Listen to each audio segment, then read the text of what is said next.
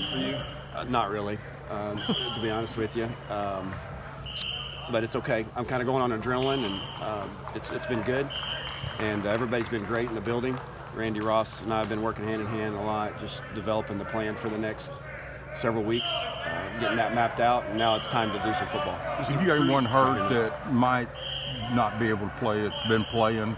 Not that I'm aware of. Okay. We shouldn't anticipate losing anybody from a medical standpoint that hasn't been playing. Let me think that right. No, I do anticipate Jalen Catalan not being available for the rest of the year. He had a minor injury that's going to affect him, and he'll be out the rest of the year. Is the recruiting plan for Thursday, Friday, Saturday kind of like it was? Or was No, we're changing that. Our emphasis right now is this team. And, we've been working hard on the recruiting trail, just on the phones. And one of the things that we originally planned to do, I'd originally planned to do, is the best thing that we could do is go see the guys that are currently committed. We've already done that. We've already used the fall evaluation period to hit every one of our guys that were committed or are currently committed. So you can't double dip that. So anything else beyond that right now, in my opinion, would be counterproductive. How do you split up the quarterback reps this week? We're going to let them all play a little bit. And just like we are at a lot of different positions, Joe and I talked about that today, and we're just going to kind of, as we ease into the week, and I don't mean that in a soft term, but as we ease into the week of prep, we're going to make sure that all those guys to kind of reestablish themselves. I mean, look, we all know this. We've seen that play out during the course of the year, and it's been a carousel. And there's a reason it's been a carousel. And I don't mean that negatively. It's just that one guy's flashed here, one guy's flashed there, and we're going to continue to give them opportunity to show us what they've got down the stretch. Just what have the meeting rooms been like with you and the other coaches as you kind of formulate? Well, they've been great. It's been obviously a little strange. You go from being a peer, and I still am a peer, but being thrust into a role of leadership. And for me, it's a little bit strange initially, but I've kind of gotten beyond that, and I think they have too. And they know that somebody's got to step in and take a leadership role and make decisions, and that's what I've been doing. I'm very comfortable doing that, and they've been really good. What's the Spivey status for this next? Should be available. Need him to be ready to go and help us. He's got a lot of ability. Devion getting closer? Not really. Maybe the open date will do him some good, but sure, he's getting closer. I mean, I shouldn't say that. I mean, he's not going backward. And I should know more later in the week, but right now he's improving, but still not quite there. I know it's only been a few days. Hold on, right here. I know it's only been a few days since the transition, but have any players approached you about potentially transferring? Not to me, they have not. The Catalan. They probably couldn't catch me if they wanted to. I've been running around like a chick with my head cut off. The Catalan injury, have you talked to him? How's he? He's on the rebound. He'll be fine. How impressive was it for LSU to go into the Tuscaloosa this weekend with that one? Very. I mean, they got a great football team. You can see that. Mature, physical, gifted. Not a whole lot different than a lot of the LSU teams that they've had together over the years, but this one seems to be playing with more moxie and belief. Very impressive win. Anytime you go anywhere on the road and win in our conference, it's a pretty big accomplishment, much less Tuscaloosa. So it was an impressive win. It's a big first game to try to get ready for, but I mean, can you kind of really get them motivated on that?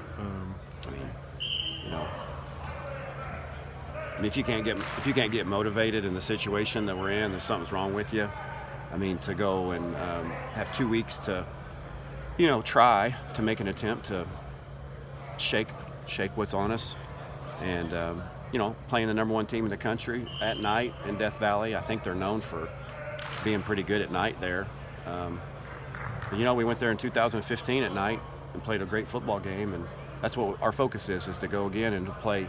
You guys have heard me say this repeatedly, and our guys are probably already sick of it, to play our best football game that we played this year. All together, OD, special teams together. If we'll do that, I think our guys will walk out of there feeling good about it. Have there been any new guys step up as leaders since the news, other than Scuda, Sosa, all those guys? Nothing I perceive, but I think that'll show its head in the next 10 days. Again, this is our first practice on the field today, and so there's a lot of different types of ways to lead.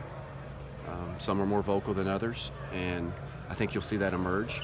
Best way at this point to lead is do your job and do it the very best you possibly can do, and that's what we need the whole organization to do.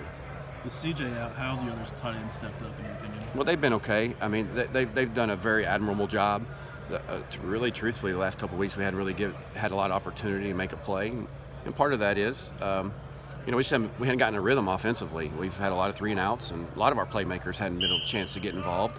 That's not by design. I mean, you got to give us a little credit in that regard. But when you don't get momentum and you don't get some rhythm, it's really hard to get into your game plan and get the ball distributed to the people that need it.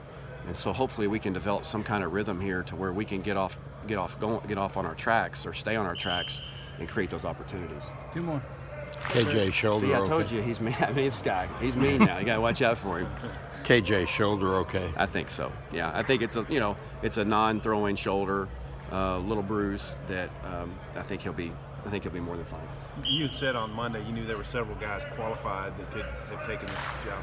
What's the delicate balance of them on board with you? How do you feel about that? Well, at first it was a little bit weird for me, but I think we've moved beyond that. And it is what it is now, and those guys, all of those guys have been great. I mean, and I'm not. This isn't a one-man show. I'm trying to gather information and questions and open dialogue with guys that have been there in this situation before. I mean, Jeff Traylor's been a head high school coach for years, and obviously Coop was not only was a head coach, he was an interim coach at one point at FIU. And so there's a lot of different resources available for me that I'm using, but yet at the same time, there's decisions that are having to be made hourly, almost, and which is the life of a head coach. I'm finding out, and I'm making those, and hopefully I'm making them for the best interest of our football program. Thanks, Barry. Are good? Thanks everybody.